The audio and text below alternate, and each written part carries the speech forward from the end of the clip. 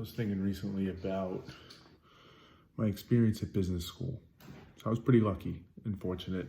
I got to go to Harvard Business School, which I often don't like talking about that. And if you follow the thread on why, which maybe could be its own video in and of itself, but it's related to this, is that I worry that like there's a perception there that either you're bragging or you went there because you're an asshole, or you became an asshole there or something, right? Which is all nonsensical, right? To the spirit of what I talk about,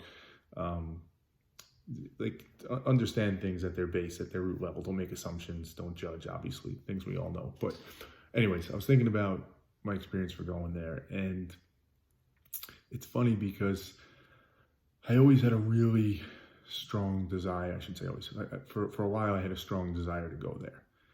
And it was really important to me that I went to Harvard Business School if I was fortunate enough to be able to get in.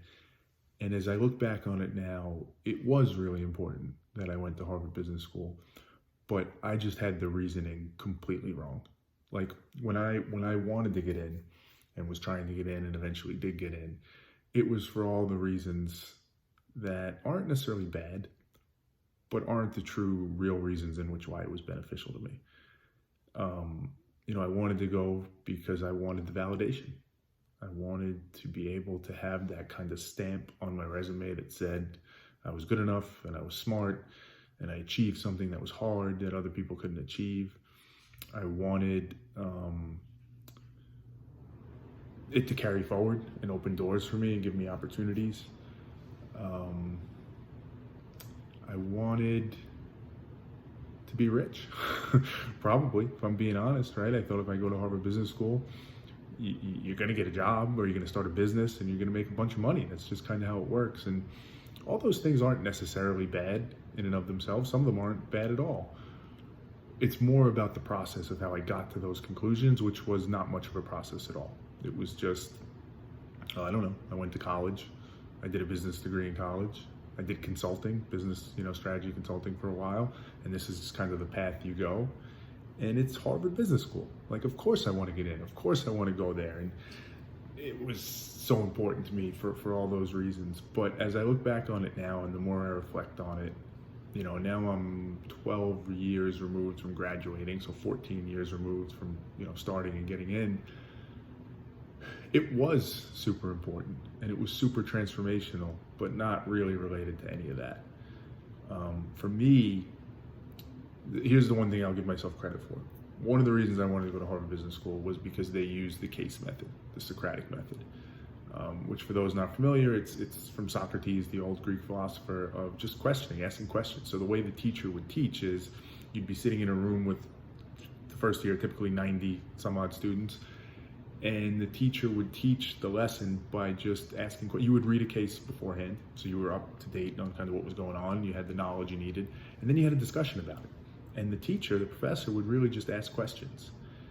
And I knew there was something intriguing to me about that. It was more, you were learning behind the concepts and around the concepts, not just the concepts. So if somebody had an idea or a thought, it wasn't just, oh, you should do X, Y, or Z. It was, well, here's why you should do X, Y, or Z. And here's how I think about it and how I got to this conclusion. And then somebody else gets to jump in and say, oh, that's interesting. I saw it this way.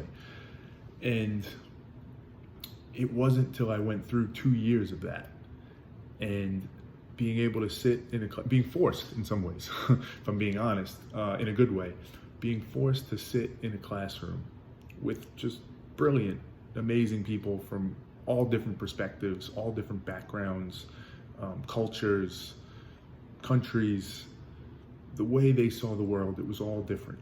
And sitting in a classroom, typically for an hour and 20 minutes, whatever it was, having these conversations and listening to all the different perspectives, it forces you, if you allow it to, it forces you to open your mind and consider other things, right? Because typically in a classroom, you're just getting fed information. Or if you're in a conversation, you're kind of just waiting to speak and, well, here's what I think and here's what it is. But in this setting with 90 students, you might speak once or twice during a class at most, maybe. Sometimes you don't speak at all, depending on how the class goes. But you're hearing people speaking constantly.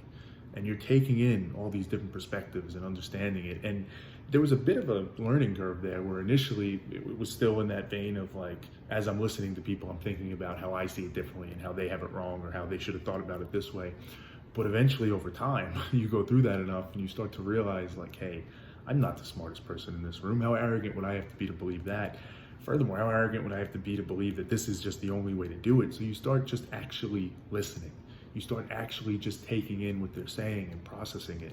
And as I always say, it's not that you have to agree with everything everybody says, but you start to evaluate it and understand it for what it is. You start to entertain the possibility like, oh, maybe there's something to that, something I didn't think about there. And you allow it to be constructive. You allow it to be, as you take in all this information and input, it helps you to think through it more. It helps you to form your thoughts. It helps you to build your conclusions or your viewpoints, considering more perspectives. And that experience of going through that, as I think about it now, where I am in my career, what I'm doing with the podcast that I'm doing, and really just the way I approach life, I don't know that I would have gotten there if not for that 2-year experience. And it's just funny to look back on it now, to think the juxtaposition between, you know, that prototypical cliched reason for wanting to go to such a good school and getting that degree and being at Harvard Business School. And now, 12, 14 years later, as I reflect back on it, understanding what was really the magic behind it, what was really the thing that I carried forward in my life and truly made, hopefully, my life better and those around me's life better. It's an interesting thing.